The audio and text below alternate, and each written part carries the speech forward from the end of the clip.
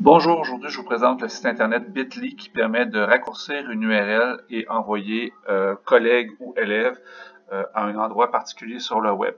Donc l'adresse pour se rendre sur le site, c'est tout simplement bit.ly et on va créer notre premier Bitly. Donc vous devez, lorsque vous arrivez, vous connecter, créer votre compte, vous connecter.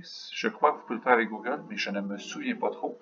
Et une fois que vous êtes entré à l'intérieur, vous allez créer votre premier lien. Donc, créer link, donc créer un premier lien. Et ça va tout se passer ici à droite. Donc, vous devez coller votre URL où vous voulez envoyer votre public. Donc, si j'ai sélectionné une adresse d'une recette de purée maison, et je vais aller copier. Donc, si j'ai fait copier ici, où je peux faire CTRL-C, et je vais aller de l'autre côté pour le coller, ou tout simplement CTRL-V. Donc, voici l'adresse à laquelle je vais envoyer les gens. Donc, mon titre pourrait être Purelle Maison. Ça n'a aucune importance. C'est seulement vous qui allez le voir, je crois. Mais, et la partie ici, et l'adresse que vous allez donner à votre auditoire est celle-là ici.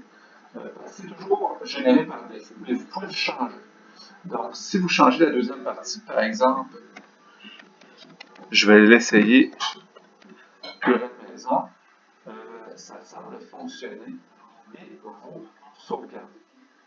Donc, le lien que je viens de créer, c'est bit.ly, Purée Maison.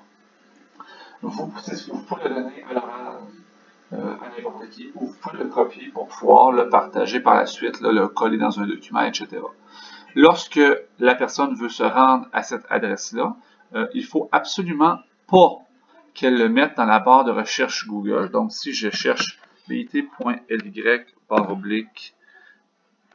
Purelle Maison, ça ne devrait pas fonctionner.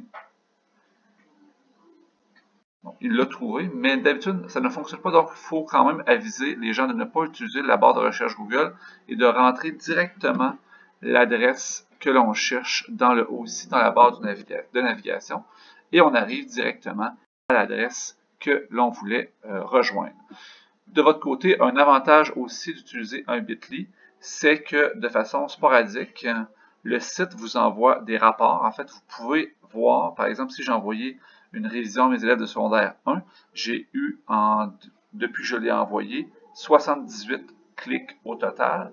Donc, ça fait un recensement selon les moments de la journée ainsi que les dates de quand est-ce que votre lien a été utilisé. Donc, si vous voulez savoir si vous avez rejoint un auditoire et si ça a valu la peine de partager une ressource, ça peut être aussi un avantage non négligeable.